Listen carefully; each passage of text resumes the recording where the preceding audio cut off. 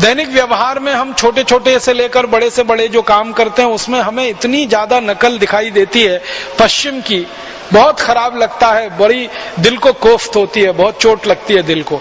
जैसे मैं उदाहरण दूं आपको, हमारे दैनिक जीवन में जो नियमित होने वाली घटनाओं में एक महत्वपूर्ण घटना है, वो घटना है विवाह की। हमारे यहाँ विवाह होता है, शादी होती है, तो बहुत सारे विवाह और शादियां वैदिक पद्धति से होते हैं और बहुत सारे विवाह और शादियां पौराणिक पद्धति से होते हैं। इसमें भी सबसे खराब जो बात मुझे दिखाई देती है वैदिक पद्धति से होने वाले विवाहों में और दूसरे विवाहों में, जो सबसे खराब बात पश्चिम की नकल है, वो ये ब्रास बैंड बजाते हैं, बारात लेके जाते हैं।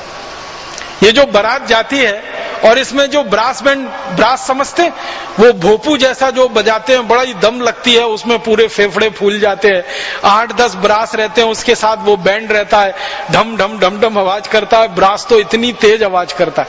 तो ये ब्रास और बैंड जो बजाए जाते हैं बारातों के आगे, एक जुलूस चलता है, ये पूरी की पूरी नकल है अंग्रेजों की, स्कॉटिश लोगों की, अंग्रेजों की, आयरिश की या यूरोपियन लोगों की।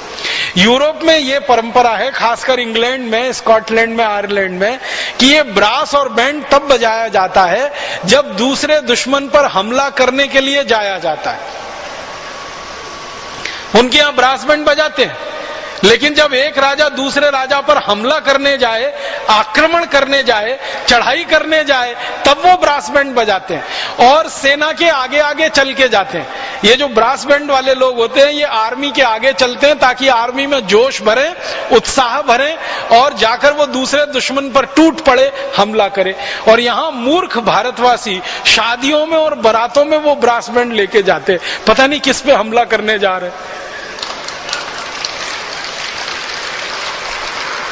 अगर आप भारत में किसी भी महान व्यक्ति की विवाह और शादी की पद्धति के बारे में जानने की कोशिश करें, श्री राम की शादी हुई, वो भी बारात लेके गए, लेकिन ब्रास बैंड थोड़ी लेके गए। हमारे यहाँ पुराने, अभी से लेके पुराने तक जितने भी महापुरुषों किसी की भी शादी और ब्याह के बारे में देखेंगे, कहीं ब्रास बैंड नहीं है। ये अंग्रेजों की भारत में जब दखल हुई और उनकी आर्मी यहाँ आकर रहने लगी और उनकी आर्मी में ये ब्रास बैंड बजने लगा, क्योंकि उनको हमला करना रहता था, कभी भारत के एक राजा पर, कभी दूसरे राजा पर, कभी तीसरे राजा पर, कभी चौथे राजा पर, तो अंग्रेजों की फौज में ये ब्रास बैंड बजता रहता था।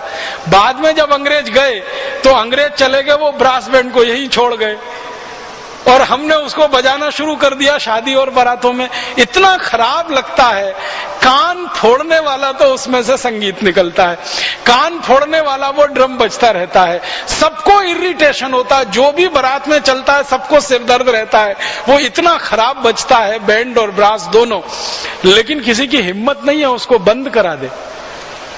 और जिस घोड़े पे चढ़ के वो दूल्हे राजा बैठे, वो घोड़े को भी तकलीफ होती है उसकी आवाज से, वो बिदकता रहता है, कूदता रहता है, फिर भी घोड़े को कंट्रोल करके रखेंगे।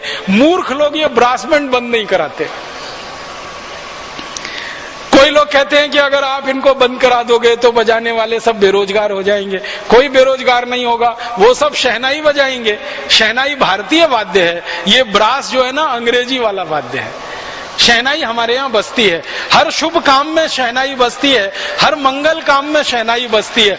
हमारे यहाँ शहनाई की धुन सुनो तो मन में शांति और आनंद का उत्साह होता है, और ये ब्रास बैंड की धुन सुन लो तो ब्लड प्रेशर हाई हो जाता है।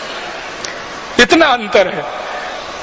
तो हम सबको एक अभियान चलाना है इस देश में कि शादियों में ये ब्रास बैंड बंद कराइए। ये सबसे ज्यादा सांस्कृतिक पतन है पूरे देश, और उसकी जगह शहनाई बजवाइए, शहनाई बजवाइए, तुरही बजवाइए, हमारे यहाँ बांसुरी बजवाइए। बजाने के लिए कोई वाद्य यंत्रों की कमी नहीं है, उसी को क्यों बजाएं जो अंग्रेजों की देन है। तो ये एक बदल होना चाहिए। ये बहुत सांस्कृतिक पतन हो चुका है हमारा इस मामले में।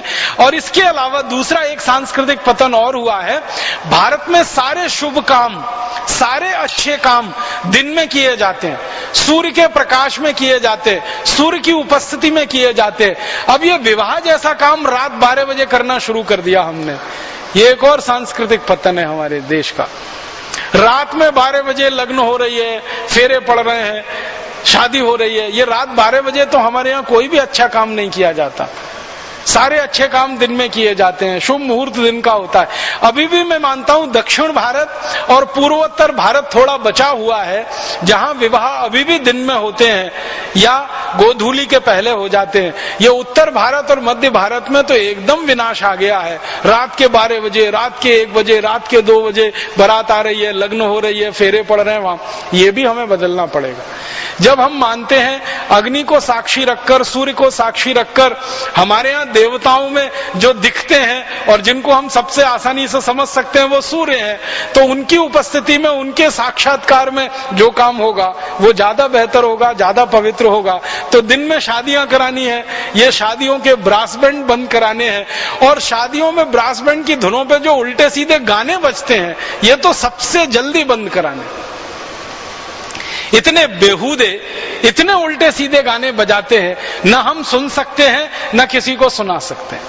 खराब खराब गाने, खराब खराब धुनें और खराब खराब शब्द, ये अश्लील गाने, अश्लील धुनें, अश्लील शब्द, ये सब हमें बंद कराने चाहिए। शादी जैसे पवित्र कामों में तो इसका कोई दखल नहीं होना चाहिए।